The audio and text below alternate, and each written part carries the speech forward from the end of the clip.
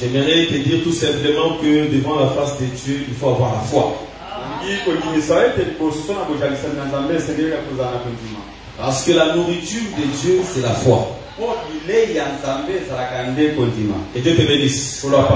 Dieu mange la foi. Est-ce que tu penses à cela? C'est comme ça qu'il est écrit que dans Hébreux 3, verset 1,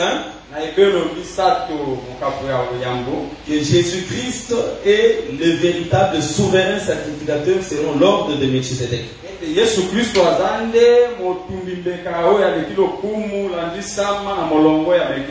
C'est qu'étant souverain sacrificateur, il mangeait aussi les pains. Parce que dans la loi, il y avait les pains de proposition qui étaient consommés rien que par le souverain sacrificateur.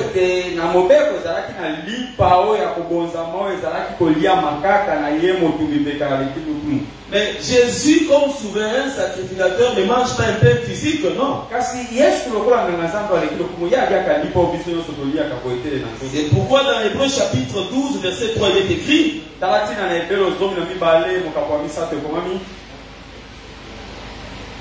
considérez en effet celui qui a supporté contre sa personne telle opposition,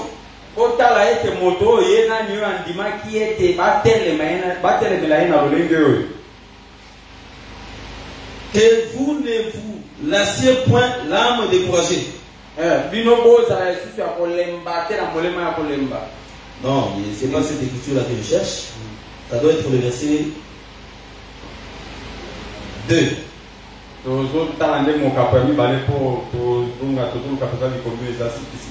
Excusez-moi, il y a une écriture qui dit que Dieu est le consommateur de notre foi. Et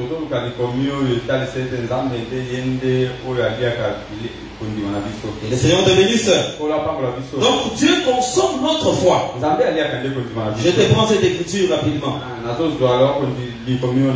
Parce que c'est important. Et Dieu te bénisse. Est-ce que tu es là? Hébreux 12, verset 2. Je suis là, mais je ne comprends pas comment je ne vois pas. Ayant le regard sur Jésus qui suscite la foi. Et l'amène à la perfection en échange de la joie qui lui était réservée.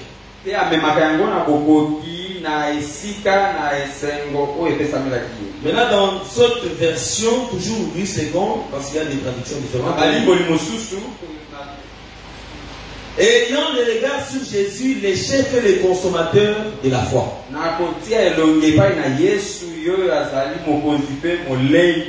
Donc Jésus comme sacrificateur, il se nourrit de ta foi et de ma foi. C'est que l'offrande que tu peux amener à Jésus, c'est ta foi. Lorsque tu as la foi, c'est que Jésus va manger. Et le Seigneur te bénisse parce que toi aussi tu as le rôle de nourrir ton Dieu. Quand tu vas nourrir Jésus de ta foi, lui aussi te nourrira de tout ce que tu lui demanderas.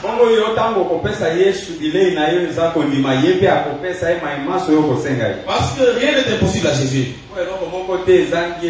Même ton petit problème là est trop petit devant Jésus. Est-ce que vous comprenez très bien? Mais écoutez-moi très bien. Avant que nous puissions lire l'écriture de base et avancer, j'aimerais que ta foi puisse devenir grande. Parce que celui qui a une petite foi, Jésus l'appelle enfant. Mais celui qui a une grande foi, Jésus l'appelle en tout cas grand. Et la foi ne peut s'ajouter que par l'enseignement. Donc je crois que lorsque je t'enseigne, c'est que j'ajoute à ta foi la dimension par rapport à celle qu'elle était avant. Et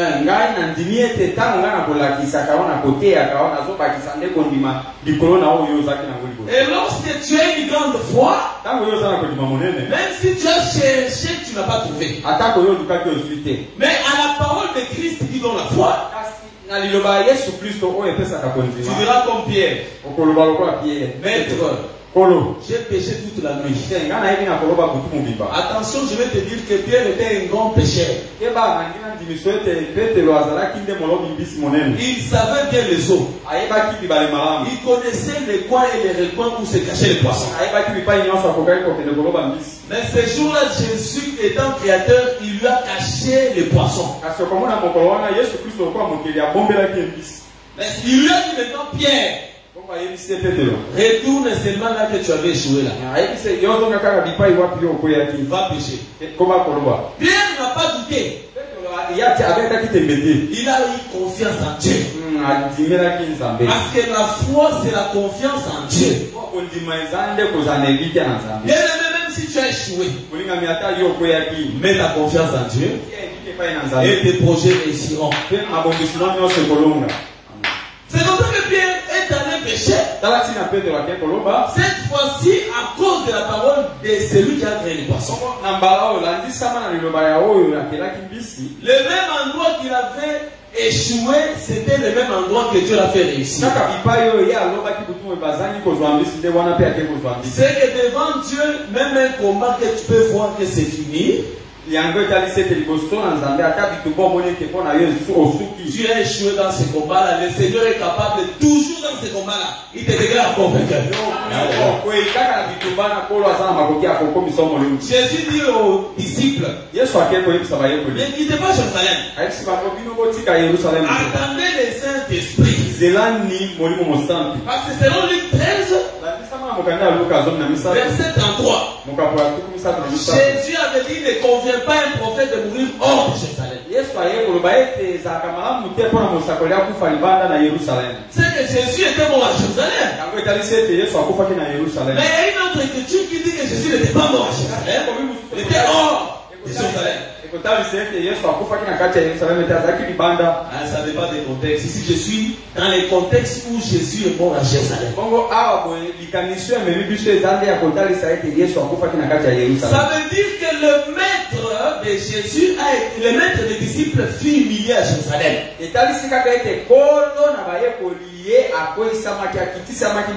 Et tous les disciples étaient aussi humiliés. Est-ce que vous comprenez très bien? Que Dieu nous bénisse abondamment. Soyons attentifs et écoutez-moi très bien. Mais là où ils étaient humiliés, Jésus voulait les élever seulement là-bas. Alors à l'arrivée du Saint-Esprit, c'est comme cela que ceux qui n'avaient pas vraiment étudié correctement la manière des hommes, comme des pierres et les autres apôtres, ils n'avaient pas lu à la manière des hommes comme ça des longues études, non. Mais quand le Saint-Esprit est arrivé, ils ont eu la connaissance de passer même les sacrificateurs qui étaient dans les retours. C'est que devant Jésus, même les diplômes du monde ici ne sont pas importants. Est-ce que moi je te dis de ne pas étudier? Il faut étudier. Et Dieu te bénisse. Mais attention, ne te confie pas ton diplôme. Parce que si tu regardes bien sur la terre, tu verras que ceux qui sont élevés, qui ont des grandes choses sur la terre, ce sont des personnes qui ont été méprisées et qui n'ont pas beaucoup étudié à la manière des hommes.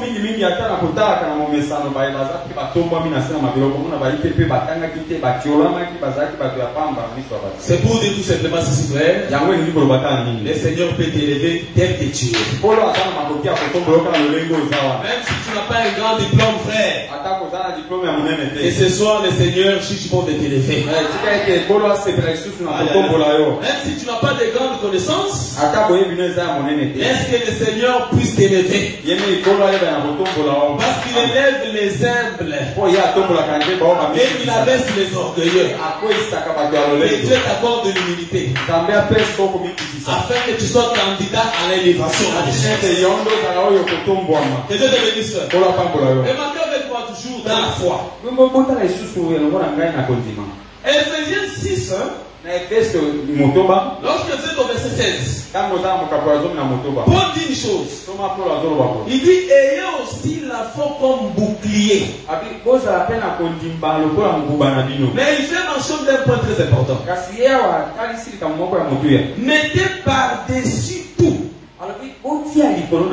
Par-dessus tout. La foi comme les boucliers. Afin de résister contre tous les traits enflammés de l'ennemi. Ainsi qu'avec la foi, tout arme forgé contre toi sera aussi du sang. Donc si tu as la foi, tu n'es pas n'importe qui. Mais il dit une chose, mettez par-dessus tout la foi. Et au verset 11 d'Éphésiens 6, Paul dit revêtez-vous. C'est que la foi c'est aussi un vêtement mais de guerre. Et Dieu te bénisse. Tu dis que tu as la foi, c'est que tu es un soldat. C'est que tu es muni d'une armure de combat. Ah, ne pars pas dans les combats sans la foi. Amen. Ne pars pas dans les combats sans la foi. Parce que tu ne seras pas protégé. Amen. Mais une chose qui m'a beaucoup plu, il dit mettez par-dessus tout. C'est que tu peux porter la chaussure, tu peux porter tu peux porter tous les vêtements dont Paul a fait mention d'Éphésiens. Mais lorsque tu vas finir de porter tous ces habits, c'est alors que Paul te dira même par-dessus tout la foi. C'est que la foi c'est un vêtement qui couvre tous les autres vêtements. Amen. Est-ce que vous me comprenez très bien? C'est que lorsqu'on regarde de loin comme des prêtres chrétiens, c'est qu'on doit voir au préalable. C'est la foi. Amen. Parce que la foi c'est un vêtement premier que tu dois mettre au-dessus de tous les autres vêtements. C'est que ce qui fait d'être chrétien d'abord c'est la foi. Et si tu n'as pas la foi, en d'autres termes, tu n'es pas un vrai chrétien. Amen. Mais qu'est-ce que nous voyons là? Je suis toujours en train de t'exhorter.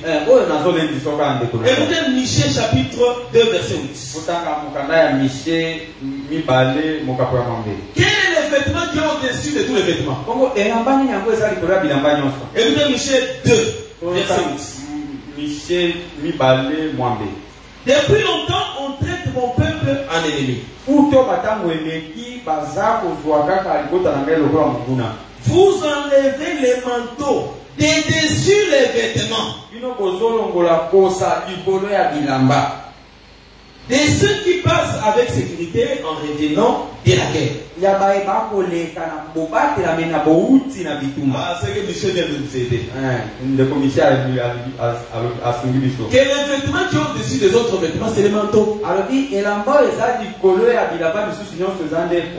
Et les terreaux de l'hélice. Un jour, Rebecca a la grossesse. J'aime t'exhorter d'abord que tu sois prêt à recevoir la nourriture.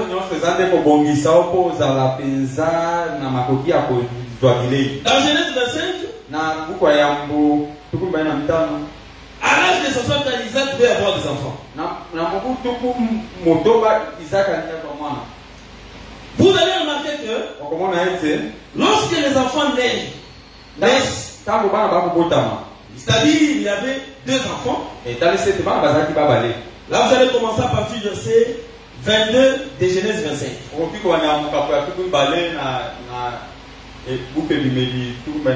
Verset 24. Le jour où elle devait accoucher s'accomplir. Et voici il y avait deux jumeaux. Bon, il y avait des jumeaux dans son ventre. Les premiers sortis entièrement où? Comme un manteau de poil. Et on lui donna le nom d'Ésaü. C'est que la foi devient ici Ésaü. Comme le premier-né. Je comprends que celui qui a la foi, il est premier-né. Donc c'est pas pour rien qu'on vous appelle l'assemblée des premiers-nés. C'est parce que tu as la foi, frère et sœur.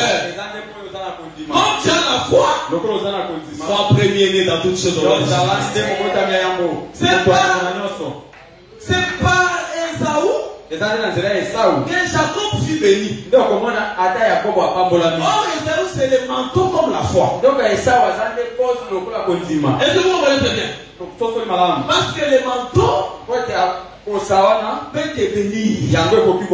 C'est que la foi peut te bénir, frère. Est-ce que vous savez que la guérison à une maladie, c'est une bénédiction?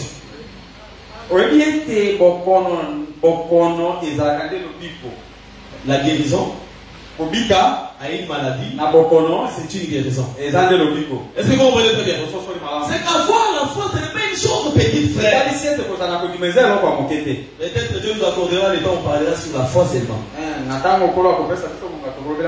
Mais je vais dire à quelqu'un, même quand tu vas chercher le travail, à cause de la foi, qu'on te reçoit facilement parce que toi tu es premier-né. C'est lui qui t'avait promis l'argent. Mais l'ennemi commence à bloquer son cœur. Ne lui donne pas. Ne lui donne pas. À cause de la foi, tu es appelé à être béni. Dieu ne va pas lui laisser appeler la nuit, il va les déranger. Va lui donner son argent. Va lui donner son argent. Un jour, une maman m'a promis. Elle m'a dit ceci que, en réalité, je lui ai dit que non. En fait, j'ai besoin d'un téléphone pour avoir des bons lives.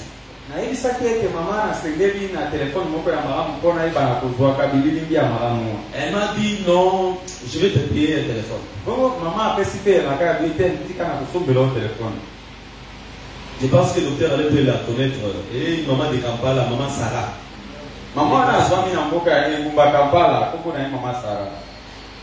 J'ai dit ça va, j'attends. Nous aussi là nous demandons, nous ne sommes pas comme de ceux-là. Donc, tu vois, moi je sais nom de Dieu, ouais, je vais, non.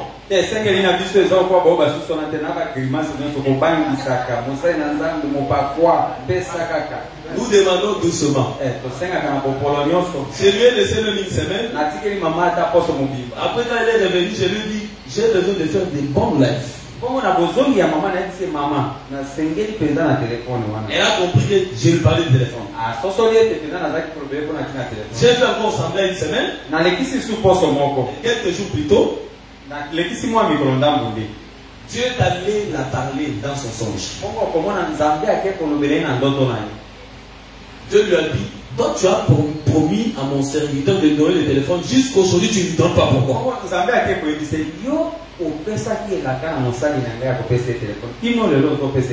Elle s'est réveillée avec des palpitations.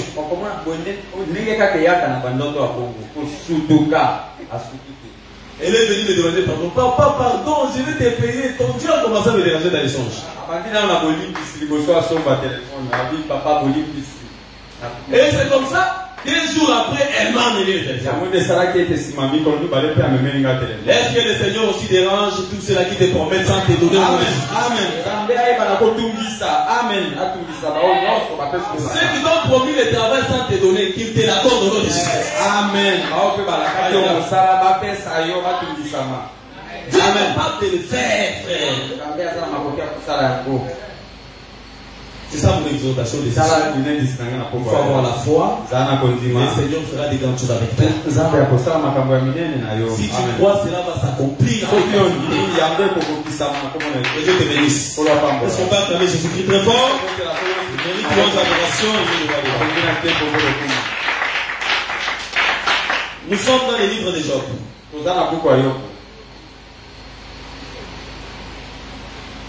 D'ailleurs, j'aimerais te signaler déjà d'avance.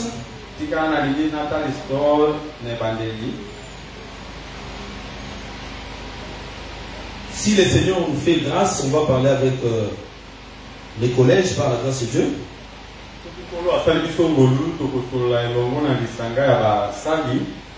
D'avoir des séances de prière énormes au courant de la semaine prochaine.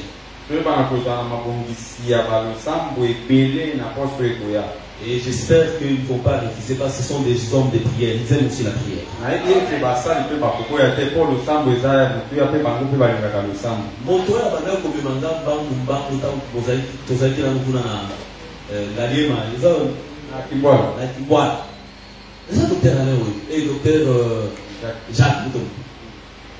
Jacques Bossio. Docteur Jacques Bossio. Ça va pas pour elle. C'est celui qui m'a mené rapidement. Viens. Et le docteur m'a vu aussi avec joie. Donc on était dans l'ambiance.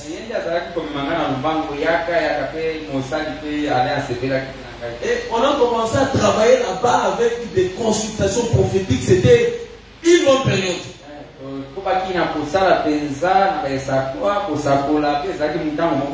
Et le Seigneur bénisse. Avant que papa dise on parte à Afrique, on était avec lui.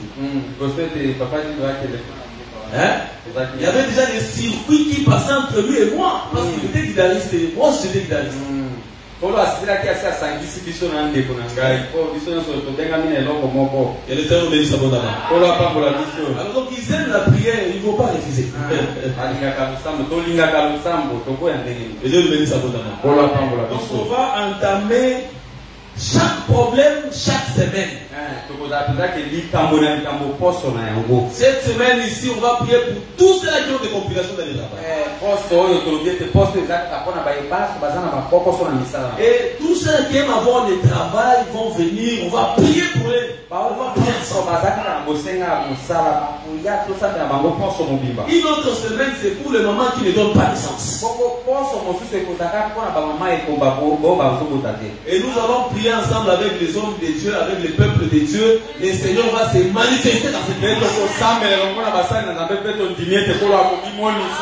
Amen. Est-ce que tu crois cela bien? Et Dieu nous bénisse abondamment. On va le faire. Et le programme de 3 jours à 7, chaque fin du mois va rester comme ça.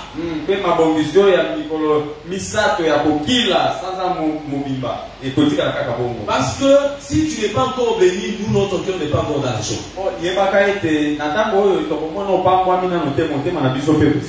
Est-ce que vous comprenez très bien? Vous allez être béni? Amen.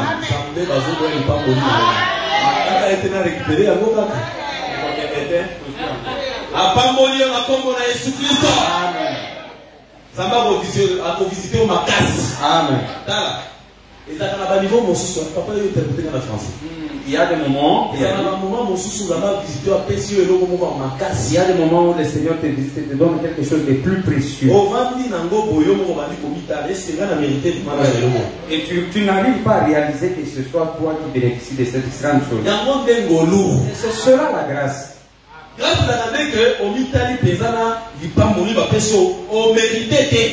grâce, c'est le fait que tu te regardes par rapport à la bénédiction dont tu es bénéficiaire et tu dis, je n'ai pas mérité ceci.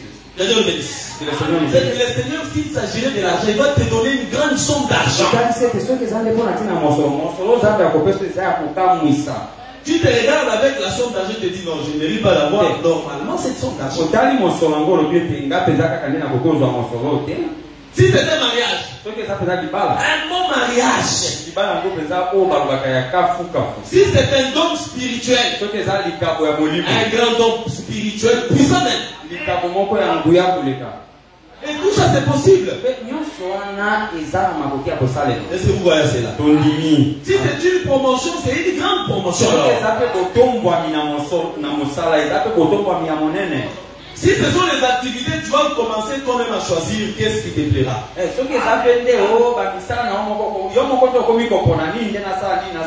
Non, ça, 5 000 $. Et ça, combien? 6 500. Ok. J'ai un grand projet, pas ça. 10 000, ah oui, ça quand même. 12 000, oui, ça, c'est bien. Et puis, on va te chercher toi seulement. C'est possible. Lisons l'écriture rapidement. Nous nous exhortons, nous parlions d'abord sur les cœurs. Je vais prendre quelque chose là. Les cœurs du crocodile. Job 41, verset 15. Son cœur est dur comme la pierre, dur comme la mêle inférieure.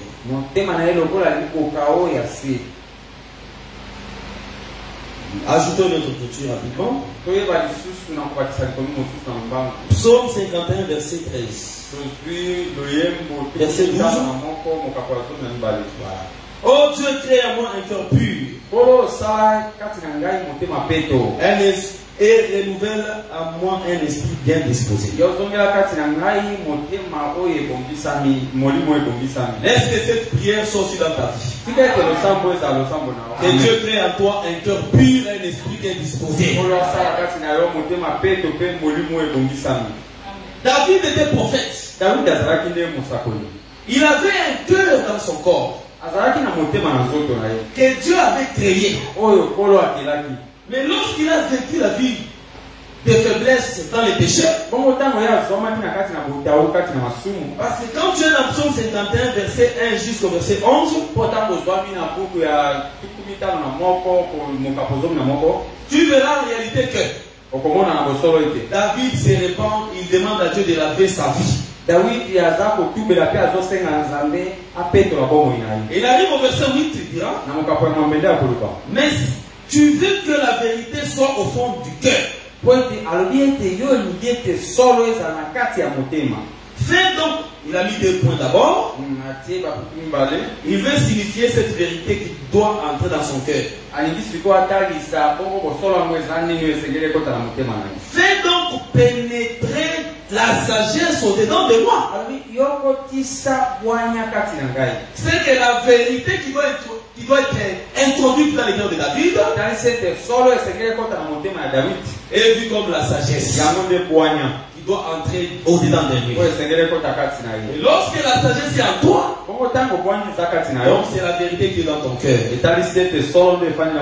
Ensuite il y a Dieu crée en moi un cœur pur. C'est que David voulait que Dieu lui donne un autre cœur.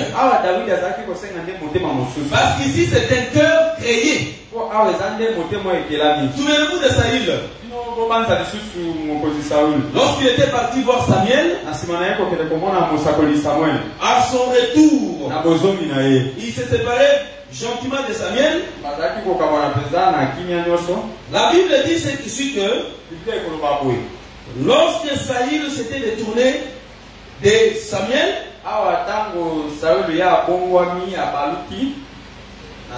Dieu lui avait donné un nouveau cœur. Là, je suis dans 1 Samuel chapitre 10, verset 9.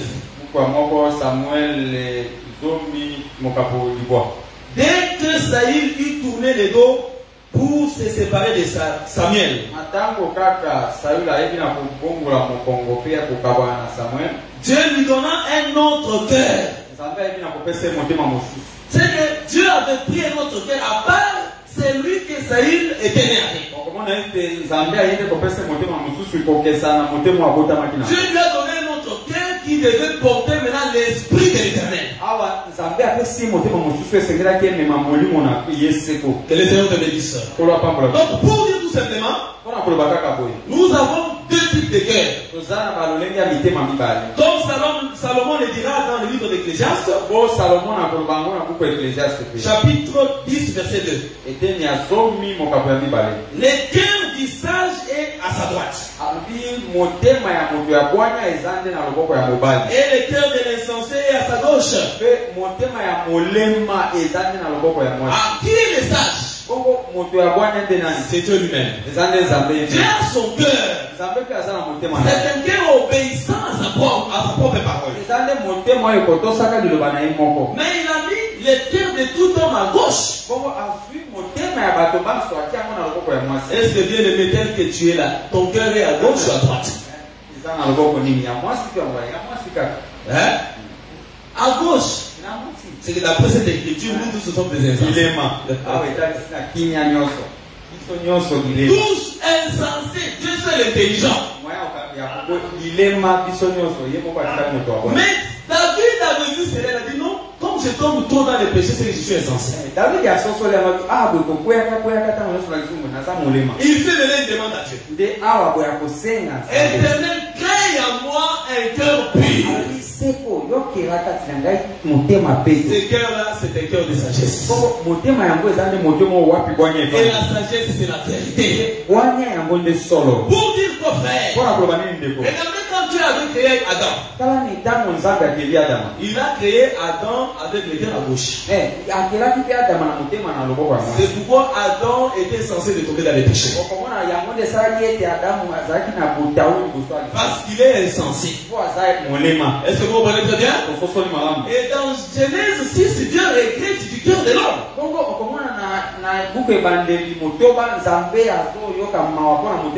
Il dira, le cœur de l'homme, depuis sa jeunesse, ne fait que tourner au mal.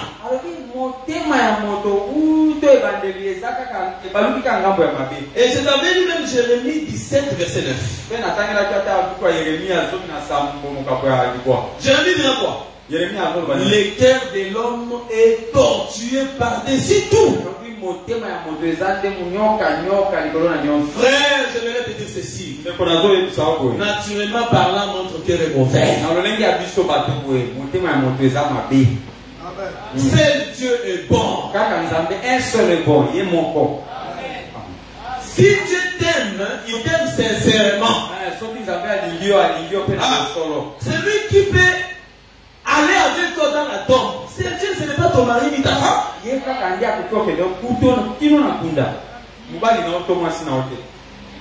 C'est Dieu. C'est lui qui fera en sorte qu'un jour tu ressuscites, c'est Dieu. C'est Dieu qui nous aime sincèrement, frère et sœur. Les hommes ont parfois des cœurs doubles. Tu veux parler avec lui bien. Une fois que tu lui tourneras les dos, il reste par là mal contre toi. C'est pourquoi l'homme, naturellement parlé, n'a pas un cœur sincère. Il aime flatter. Et les hommes aiment qu'on les flatte. Même s'il fait mal, qu'on lui dise que tu as bien fait. Si on lui disait la vérité, qu'il faisait mal, qu'il est en train de faire mal, il va s'énerver contre toi. Non, frère, le cœur de l'homme est mauvais. Si Dieu ne les touche pas, il ne produira jamais la vie.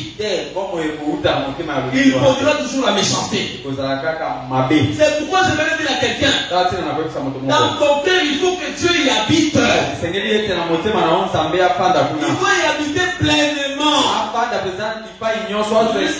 Est-ce que Dieu comble ton cœur, frère?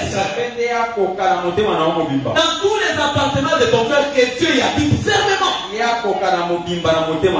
qu'il marche avec toi. Parce que le cœur du crocodile est protégé et sécurisé. Donc tu sécurises ton cœur. Et tout ce qui est mauvais, par la prière et par la parole. Que Dieu te bénisse. Ne laisse pas le mal remplir ton cœur inutilement. C'est très mauvais, bien aimé. Écoutez ces deux écritures. Qu'est-ce qui est écrit? Je suis dans Psaume chapitre 5, Écoutez le verset 10. Car il n'y a point de sincérité dans leur bouche. Leur cœur est rempli de malice. Leur gosier est un sépulcre ouvert. Et ils ont sur la langue des paroles flattées. Maintenant écoutez la conséquence. Verset 11. Frappe-les comme des coupables aux dieux. C'est que quand le cœur n'est pas sincère, Dieu doit frapper cet homme-là. Et Dieu te bénisse. C'est pourquoi même dans l'église, nous devons se parler avec sincérité. Est-ce que vous comprenez très bien? Nous devons nous communiquer avec sincérité. Parce qu'il y a des gens qui ont des cœurs doubles et capables à flatter. Élie a flatté Samson pour le faire tomber.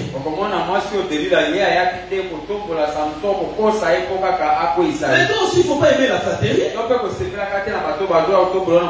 Parfois, notre flatterie, il faut le jeter dehors. Est-ce que vous comprenez très bien? Donc tu vois, si ce n'était pas toi, en tout cas, on ne devait pas être là où nous sommes. Il faut arrêter ça. C'est Dieu qui nous aide à parvenir là où nous sommes. Peut-être tu pourrais te sauver d'un piège. Que le Seigneur nous dise abondamment. Écoutez encore une autre écriture. Parce que c'est un point aussi qu'il faut beaucoup insister là-dessus. Le cœur de l'homme est aussi comme le trône de Dieu. Où c'est seul Dieu qui doit y régner. Pas deux personnes, frère. Est-ce que tu as vu sur un trône, il y a des rois? Non. Ça ne doit pas y être. Ça ne doit pas être possible. Dans ton cœur, il faut Dieu lui-même règne. Que tout ce qui est ténèbres, les mauvaises pensées, la méchanceté doivent quitter pour laisser à Dieu seul le règne.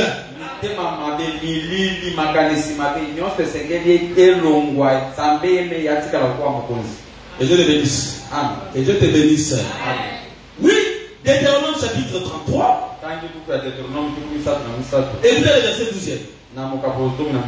Il est écrit ce qui suit. Sur Benjamin, il dit. C'est le bien-aimé de l'Éternel. Il habitera en sécurité auprès de lui. L'Éternel les couvrira toujours. Il résidera entre ses épaules. Entre ses épaules. C'est que Benjamin va habiter en sécurité entre les deux épaules de Dieu. Et dans la Bible, nous devons chercher entre les deux épaules, c'est quoi? Il ne faut pas dire que non, il y a une brochure ici, nous allons chercher ça là-bas. Non, dans les Écritures.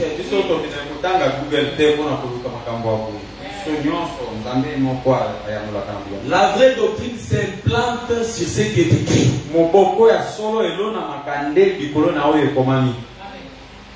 Rois chapitre 9. Entre les épaules signifie quoi? Nous prenons le verset 24 hier. Écoutez bien.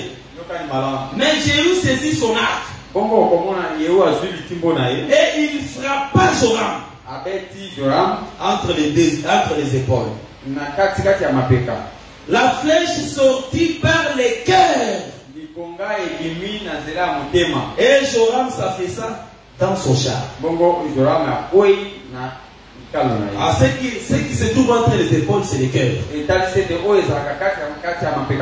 Donc, Benjamin, quand il habite entre les deux épaules de l'Éternel, c'est qu'il habite dans les cœurs.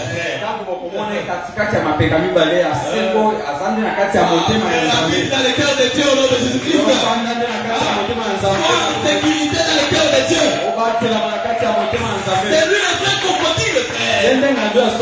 Lorsqu'il a le cœur, c'est pour te faire habiter toi dans son cœur. Or, habiter dans le cœur de l'Éternel, c'est habiter dans l'amour de Dieu. Or, l'amour de Dieu a la longueur, la hauteur, la profondeur et la largeur. Même si tu seras dans la profondeur comme dans les séjours des morts, que l'amour de Dieu te cherche.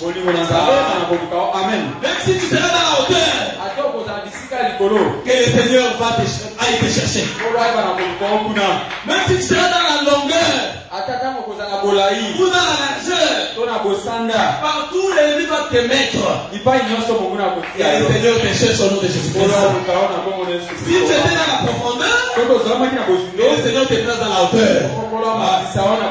Si tu étais dans la largeur, dans la longueur, que le Seigneur t'approche dans la largeur. Amen. Et Dieu te bénisse. C'est ça l'amour de Dieu, frère. L'amour de Dieu, c'est de faire ce qui dépasse l'entendement des hommes. Mais suivez-moi très bien. C'est que Joseph et Benjamin est dans le cœur de l'Éternel. Mais il est écrit ceci. Aaron, qui est aussi le type de l'Éternel. Parce que tout ce que Moïse a représenté sur la terre, il les a mis au ciel. Aaron avait ses 4 fils. Et lui-même était comme le père. Ils sont au nombre de 5. Mais ils ne sont pas 5 dons ministériels. Non, frère. Parce que si tu disais qu'ils sont 5 dons ministériels, donc il faut prendre un don ministériel au-dessus des autres.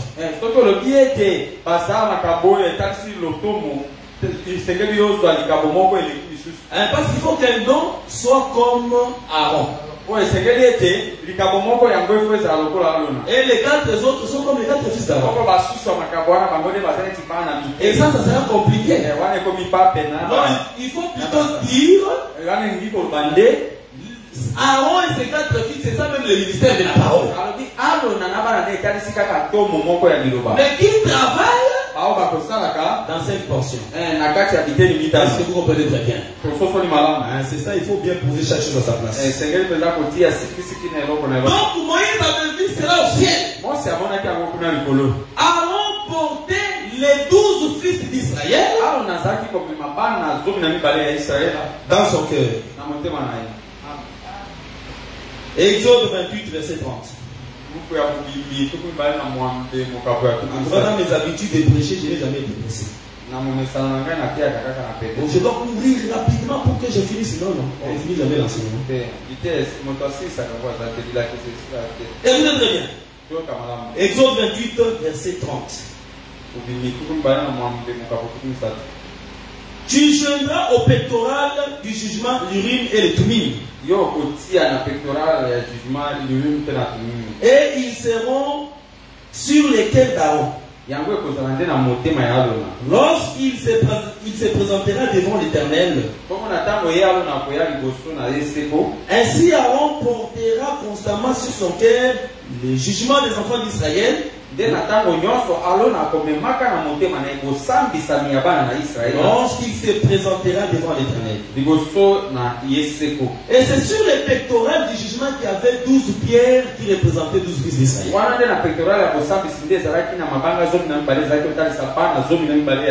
Et la dernière pierre, qui est la pierre de Jasper, ça représentait Joseph. Et Benjamin. Donc Benjamin était aussi dans le cœur d'Aaron. Or le vrai Aaron c'est l'Éternel. Est-ce que vous comprenez très bien? C'est pourquoi Benjamin sur la poitrine de l'Éternel, il doit être dans le cœur aussi de l'Éternel comme le vrai sacrificateur.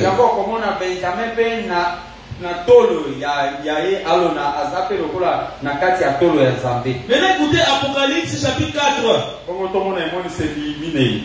Écoutez ce qui est écrit au verset 3. Celui qui était assis Celui qui était assis avait l'aspect d'une pierre de jaspe, c'est-à-dire et de sardoine, c'est-à-dire Ruben. Et le trône était environné d'un arc-en-ciel semblable à des émeraudes.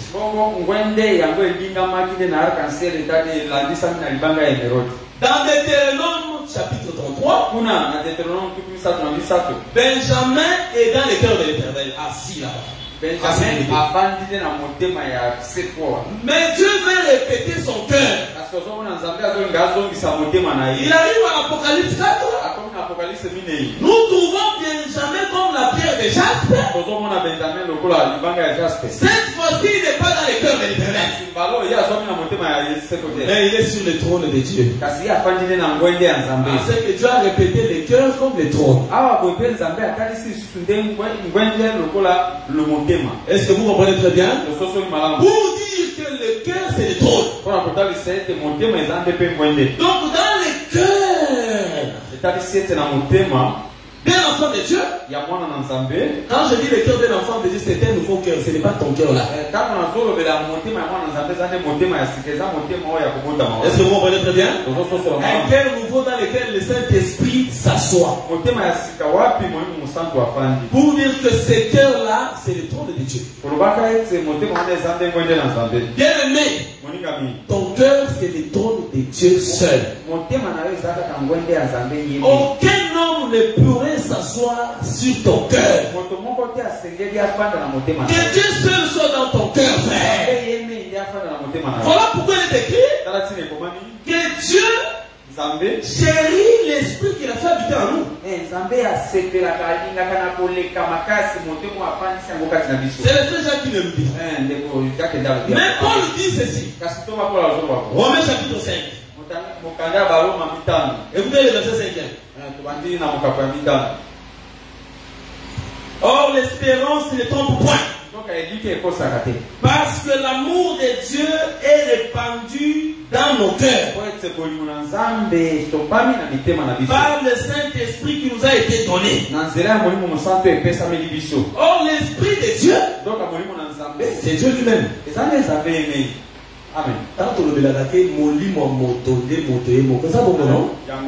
C'est autres le belagate molimo ensemble, c'est les assemblées les motos. Parlons de l'Esprit de Dieu, c'est Dieu lui-même. Amen. C'est que Dieu habite dans nos cœurs. Pour dire qu'il trône sur notre cœur. Bien dans ton cœur, l'argent ne doit pas dominer d'abord. Dans ton cœur, la méchanceté ne doit pas dominer d'abord. Même l'impureté, l'impudicité, la colère ne doivent pas dominer en toi. Celui qui doit régner sur ton cœur, c'est l'Éternel lui-même, frère. Et celui qui doit répandre son amour dans ton cœur. L'amour là veut dire quoi? Si vous m'aimez, gardez les commandements. C'est que aimer Dieu, c'est garder sa parole. Est-ce que vous comprenez très bien? Amen. On doit connaître que ce cœur ici est le trône de Dieu. Et lorsque nous remarquons la personne, on a garde les commandements de Dieu. Oh, tu vois ici, on doit avoir beaucoup d'argent, mais il y a une petite consigne qu'on nous donne.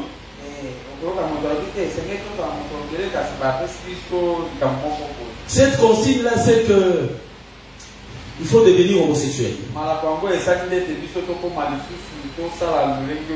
Soit il faut devenir le mari de la patronne. Le frère se regarde, il se dit, je suis beau gars. Est-ce que ça va me coûter quoi? Être seulement son mari, moi j'ai bénéficié de beaucoup de sommes d'argent. Frère, laisse la cupidité là. Ton cœur c'est le trône de Dieu, frère. Laisse que Dieu domine sur ton cœur au nom de Jésus-Christ. Que Dieu conduise ton cœur au nom de Jésus-Christ. Même partout tu sauras que Dieu domine et que que nous remarquons cela par la manière dont tu gardes la parole.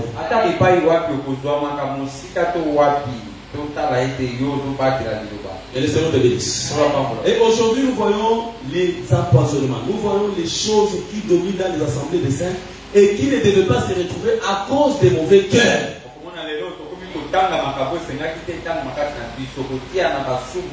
Les cœurs des gens ne conservent plus Dieu, frère.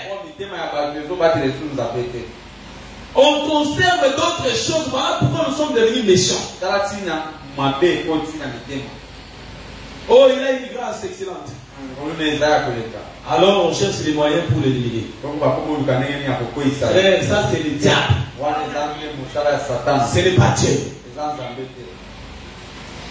Et vous allez voir que dans certaines contrées, ce sont les soi-disant ministres qui complotent contre l'autre ministre.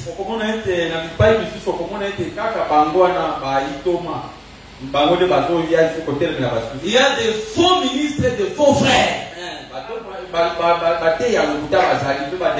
Donc quand on dit faux, c'est que les vrais existent. Et Dieu te bénisse.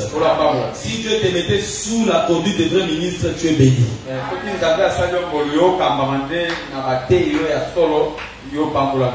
Cela n'exclut pas les petites faiblesses. Que Dieu te bénisse. Quelqu'un peut être vrai, mais il y a des faiblesses. Et Dieu nous bénisse abondamment. Parce que le jour où tu atteindras la perfection, Dieu te témoigne devant tout le monde. Ensuite il te prend. C'est comme un ministre qui disait à un autre ministre, il regarde bien son frère et lui dira, mon frère viens d'abord. Ta manière de se comporter, tu es trop dans la sainteté, dans la spiritualité. Je vois comme si tu commences à atteindre la perfection et Dieu bientôt va venir te prendre. Ça c'est une manière de décourager les autres frères. Lorsque quelqu'un vit la sainteté, il faut l'encourager au nom de Jésus-Christ. Et c'est très important. Lorsque tu as un bon cœur, même offrir à Dieu c'est facile. Même servir Dieu c'est facile. On ne peut pas te forcer, frère, sœur. Je commence à conclure en disant ceci. Parce que j'ai senti que c'était important que je parle un peu sur cela. Mais écoutez-moi très bien. Nous avons dit que les crocodiles en réalité, vous allez remarquer que nous avons énuméré 12 armes qui sont contre lui, mais sans effet. Mais suivez-moi très bien une chose. Pourquoi les 12 armes sont contre lui et lui sans effet? Ce n'est pas inutilement. Et je t'avais dit que les crocodiles ici, c'est Dieu lui-même. Parce qu'on avait dit, il a mis chef sur la terre. Il est le roi le plus fier. Et Dieu a pris Satan, il l'a jeté sur la terre. Pour dire que ce crocodile est au-dessus même de Satan. Est-ce que vous comprenez très bien? Mais une chose qui m'a beaucoup intéressé, 12 armes sont contre les crocodiles et sans effet. Mais il faut savoir aussi que un peuple, Dieu peut l'utiliser aussi comme une arme. Est-ce que vous comprenez très bien? Quand Israël désobéissait à la parole de Dieu, Dieu utilisait des nations. Et ces nations-là, Dieu les comparait aussi à des armes. Par exemple, la Syrie, dans Isaïe chapitre 10, le verset 4, Dieu dit ceci. Je prends le verset 5e. Malheur à la Syrienne, verge de ma colère. La verge dans ma main, c'est l'instrument de ma fureur. Et Dieu te bénisse. Babylone, Dieu l'a appelé aussi comme marteau. Dans le livre de Jérémie.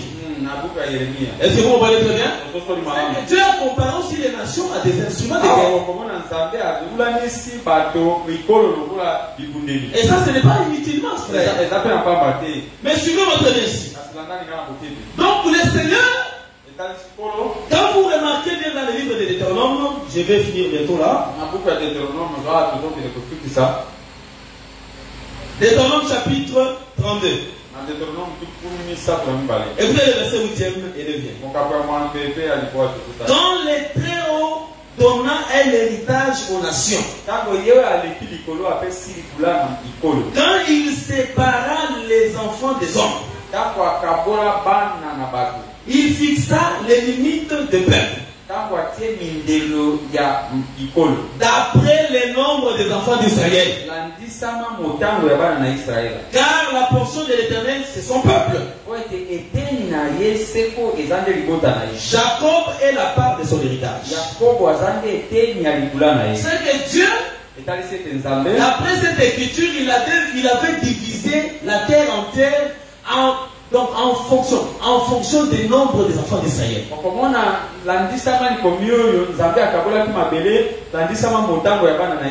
Et il a pris Israël comme sa part, comme sa portion ou encore comme sa dîme. Est-ce que vous comprenez très bien? Israël est au nombre de combien? Hein? Israël est au nombre de combien? 12 tribus. C'est que Dieu avait divisé la terre en 12. Et Dieu devait dire ça abondamment. Mais remarquez quand Israël marchait dans le désert, c'est aussi l'image de la terre. Lorsque Israël marchait dans le désert, Dieu l'avait subdivisé en 4. Pour dire tout simplement que Dieu avait diviser ces peuples qui est au nombre de 12 aussi en 4. C'est pourquoi vous verrez même quand Satan sera libéré après le millénium,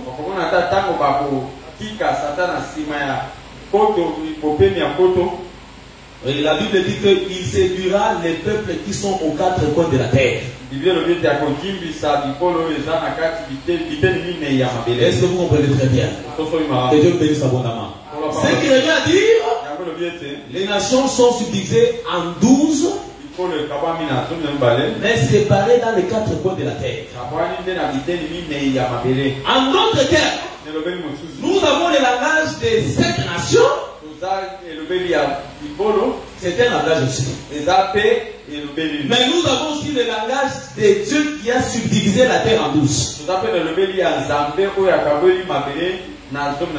Que le Seigneur te bénisse. Et toutes les nations, donc dans la Bible, sont comparées aussi au nombre 12.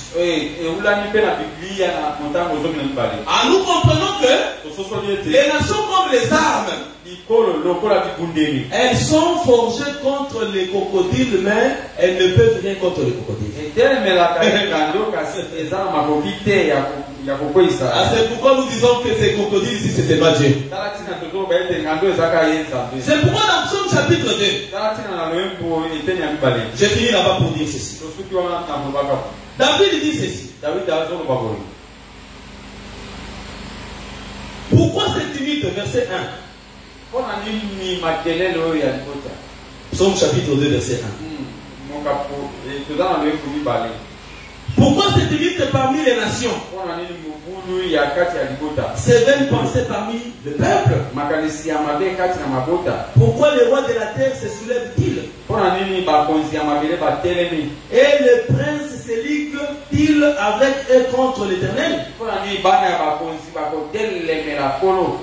Et contre son roi? Brisons leurs liens. Délivrons-nous de leurs chaînes. Celui qui siège dans les cieux rit. Les seigneurs se moquent d'eux. Puis il leur parla dans sa colère. Il les épouvante dans sa fureur. C'est moi qui ai oué mon roi. Ici, le roi, c'est Jésus-Christ, le vrai Kokoti. Et Dieu te bénisse. Sur Sion, ma montagne sainte.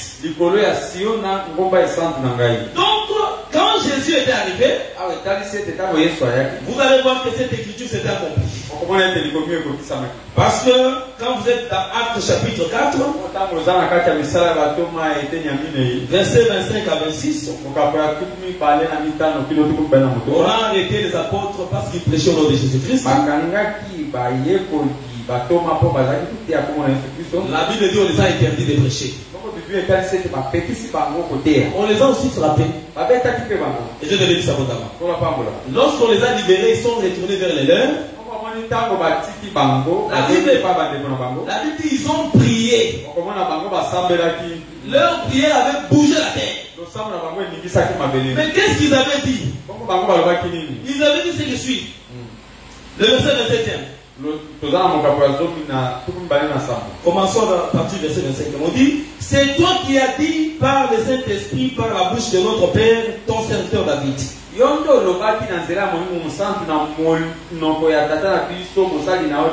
Pourquoi cette limite parmi les nations?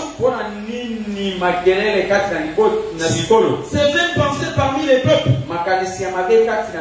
Les rois de la terre se sont soulevés et les princes se sont ligués contre le Seigneur, contre ton roi. En effet, contre ton saint serviteur Jésus, que tu as oint. Hérode et Ponce Pilate se sont ligués dans cette ville avec les nations et avec le peuple d'Israël.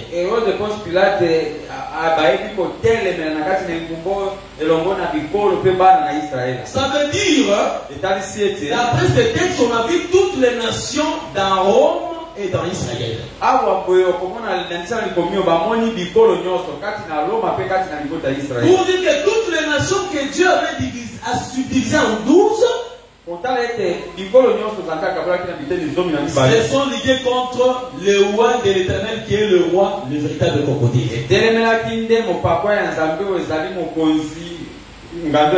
Or, les nations sont vues comme les armes. C'est-à-dire c'était 12 armes contre Jésus-Christ. Mais la Bible dit ceci. À la croix. À la croix, Jésus a vaincu les dominations. Il a vaincu aussi, il a brisé aussi la loi. Parce que quand on parle de la loi, nous voyons Israël. Quand nous voyons les dominations, ce sont véritablement des esprits. Mais il faut savoir que les esprits là dirigeaient les nations. Parce que le diable avait dit à Jésus, si tu m'adorerais, moi je te donnerai le royaume de la terre. N'est-ce pas ça? Remarquez que Daniel, il a prié 21 jours. Sa prière fut bloquée par le roi de Perse dans les airs. Mais quand il était sur la terre, il y avait un roi de Perse physique. Comme ça. Est-ce qu'il y avait deux rois de Perse? Non. Il y avait un roi de Perse spirituel dans les cieux. Mais qui dirigeait le roi de Perse sur la terre? C'est que si Jésus avait vaincu les dominations célestes, automatiquement il avait gagné aussi les nations de la terre. Pour dire que toute arme qui était forgée contre Jésus était nul sans effet. Mais où? À la croix, frère. Je comprends que la croix, c'est la victoire dans tout le combat, frère. C'est lui qui croit l'œuvre de la croix, frère. Il devient puissant. Il devient vainqueur. Même dans tes prières, n'oublie pas d'invoquer l'œuvre de la croix, frère. Invoque cette œuvre puissante, frère. Par l'œuvre de la croix, Jésus a rendu les êtres comme les marchepieds. Dès que prophétiquement, ça sera à l'Armageddon. Mais dans nos vies comme ça, lorsque nous avons le pouvoir sur Satan, ceux qui sont comme nos marchepieds. Pour dire tout simplement, bien aimé, dans ta vie à cause de l'œuvre de la croix, que tous ceux qui les dominaient, nous les rendons comme tes marchepieds au nom de Jésus-Christ. Ceux qui étaient au-dessus de toi, ce soir le Seigneur est en train de les précipiter sur la terre, de les faire devenir comme la terre. Parce que Dieu me dit, laissez de mon trône, la terre est mon marchepied. Que Dieu précipite ton ennemi au nom de Jésus-Christ. Rien n'est impossible devant l'œuvre de la croix. L'œuvre de la croix, c'est la délivrance de nous. Et le Seigneur fait des grandes choses à cause de l'œuvre de la croix. Par l'œuvre de la croix, nous qui étions connus comme des pécheurs, aujourd'hui quand on nous regarde, Dieu nous voit comme des saints. Israël marchant avec Dieu, il avait des problèmes avec Dieu. Il péchait contre Dieu. Même devant Balaam et Balak. Dieu n'a pas témoigné Israël comme pécheur. Il a regardé comme ça. Il a dit que c'est un peu souffert. Il est béni. Tu ne seras pas les maudits. C'est quoi que ce soit. On ne sera pas te maudire, frère. Toi tu es pur. Toi tu es saint. Dieu t'a purifié. Il t'a nettoyé. Il t'a pris comme le général Naman. Il t'a trempé dans les souvenirs cette fois. Et les souvenirs c'est la parole. Tu es sorti pour la septième fois. Cette parole est pirée cette fois. Cette parole est pirée cette fois. Lorsque tu es entré, tu es sorti. Tu as eu une peau comme celle d'un bébé. Tu es régénéré. Quand on dit nouvelle création, c'est quoi là? Sois nouvelle dans toutes choses. Sois nouvelle dans toutes choses. Sois une nouvelle création au nom de Jésus-Christ. Même ton mariage soit régénéré au nom de Jésus-Christ. Ta santé soit régénérée au nom de Jésus-Christ. Ton ministère soit régénéré au nom de Jésus-Christ. Si les œuvres repoussaient les gens loin de toi, par l'œuvre de la croix, nous les attirons encore auprès de toi. Comme une poule qui rassemble ses poussins. Si l'État t'avait enlevé du cœur des gens, nous te retournons dans les cœurs des gens. Retourne dans les cœurs des gens. Sois puissant, frère. Sois fort au nom de Jésus-Christ. Le Seigneur te voit pur. Le Seigneur ne te condamne pas. C'est ce qu'il te dit, mon fils. Prends courage et marche. Parce que le chemin est encore long. Dieu ne peut jamais t'abandonner, frère. Tout arme forgée contre toi. Sois lui les femmes de ton nom de Jésus-Christ. Est-ce que tu vas acclamer Jésus-Christ encore? Acclame le roi, le roi béni du monde. Nous l'élevons, nous le glorifions. Cette œuvre est grandiose. Il a fait à la croix. Et tu profites, tu vas te lever, on va prier. On va dire un mot à Dieu. Parce que les grands consolateurs, c'est notre Dieu. Que ce soir, Dieu puisse te consoler au nom de Jésus-Christ. Que ce soir, Dieu te visite au nom de Jésus-Christ. Dans ton affliction, que Dieu te visite et te console. Tu as beaucoup pleuré, mais le temps de pleurer est fini. Il vient maintenant un temps de joie. Est-ce qu'il y a quelqu'un qui va sourire ce soir au nom de Jésus? Amen. Moi je crois que tu vas sourire abondamment. vas commencer à marcher dans les chemins comme ça, tu souris seul. Tu danses aussi, tu danses toi-même sans qu'il y ait la musique. Parce que la vraie musique, c'est la joie de Dieu. Et le Seigneur te visite au nom de Jésus. Écoute, tu vas les tenir. Donc Dieu a divisé la terre en 12 selon la proportion d'Israël. Dieu considère la nation comme une arme. Or toutes les nations se sont soulevées contre Jésus. C'est-à-dire il y avait 12 armes contre Jésus. Mais lui, comme le vrai crocodile, toute arme doit être nulle sans effet. C'est pourquoi la croix, il a vécu toutes les nations. Pour dire que si Jésus est dans ta vie, il va vaincre aussi toute la force du diable. Et toi tu es plus que vainqueur. Même dans ta famille tu es plus que vainqueur. Nous allons prier. Dis à Dieu, rends-moi fort comme toi. Comme toi tu as vaincu la mort. Tu as vaincu les nations. Tu as vaincu les péchés. Rends-moi fort comme toi.